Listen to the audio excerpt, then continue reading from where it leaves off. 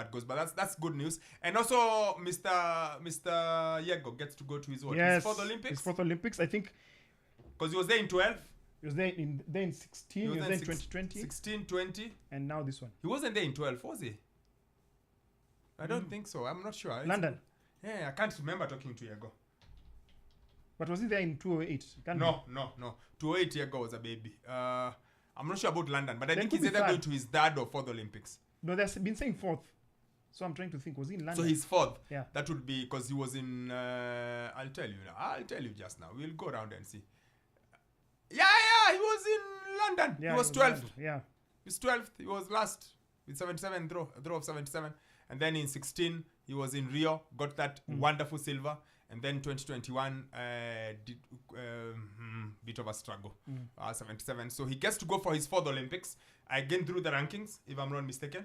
So that's nice. But he's fought for it. Yeah, he's really worked Like hard I felt for it. like this thing has been very he's been really yearning for it. Like. Yeah, it's just something to finish off with. Yeah. You see, like when you go to, you are 35 years old. You've been doing this for such a long time. Yeah. So you want a finish. You want a nice finish to something. So it's great. Finish with a flourish. Yeah, I'm happy he's in that group. I hope he's in Kenya you are confirmed until you are confirmed. But I think it'd be great that he's there. And he's been a great servant for Kenya. Yes. Because to date, we have never had a field athlete who's put Kenya on the world map like he did.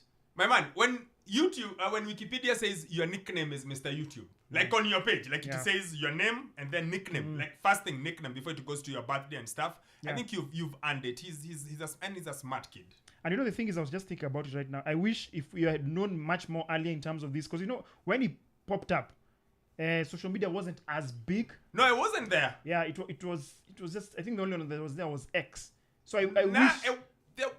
Maybe wasn't even X really. It was X was Facebook there. Was the main thing. Yeah, Facebook and X. X, because I joined X in 2009. Same here. And I was among the pioneers, those ones. Believe you me, I may have only 2,000 followers, but I joined early, just that I didn't know what to do with it. Yeah, or rather I joined it for work. So, yeah. That's in 2009. Yes. I joined X in 2009. Thanks to a good friend of mine, my big sister actually. She's the one who made me join X. So, X 2009. It wasn't big. Remember, where did the YouTube nickname come from? Yeah. Maputo. He won 2011. gold. Yes. And then they asked him, so you're Kenyan. What's a Kenyan? And then he said, well, I use YouTube. Yeah. And and I remember the headline on the Daily Nation. I remember YouTube man. And then it is stuck. What I was trying to say is, I wish, and you see that's something also that we need to think about going forward. Maybe some of the athletes are able to get it right. In terms of how to capitalize on those brands in a way that you can align yourself with a multinational. Because Wokabi, you can imagine, I don't know, maybe it happened, YouTube saying, you know what, you are one of our flagship brand ambassadors. I'm not sure whether it was, but I know he got a deal out of that whole thing. Whether it was with Telcom. No, he did get some deals. But I'm saying you can imagine, because you see now, even if you think about it in retrospect, previously, most of these partnerships, we were so conditioned to think that I can only deal with Kenyan corporate organizations. Yeah, yes. So you see, if somebody had been able to package him well and say, look, you're Mr. YouTube. That's a fantastic tag. You've just taught yourself this sport on YouTube, watching videos. Yes. Watching, there's that legend used to like, I'm trying to remember the Dutch guy, not Dutch guy, the Danish guy. No, the Finnish Pete guy. Kamaki. There's Pete Kamaki and there's the other one who's... Jan Zelezny. Yes. Jan Zelezny, Pete Kamaki, yes. So like, you can imagine, there's a way that could have been harnessed in a way that marketed him as Mr. YouTube. Yes, if it was today, things would be very different. Very different, yeah. Like if it was today, he'd have gone. But even so, like you said, he's a trendsetter. He did something no one else had ever done before. I have a feeling Omanyala sort of followed in those footsteps of doing something no one has ever done before. But yes, really, really good. And you are right. If he'd done this in the era of social media, in the era of the internet being everywhere, would have been seeing his face plastered everywhere around the world. Because everyone is on YouTube. Yes. You can imagine. Yes. And his story is exceptional. In fact, I feel he's one of the guys we must talk to at some point. Yes, I agree. Just because now he's at the tail end of his career.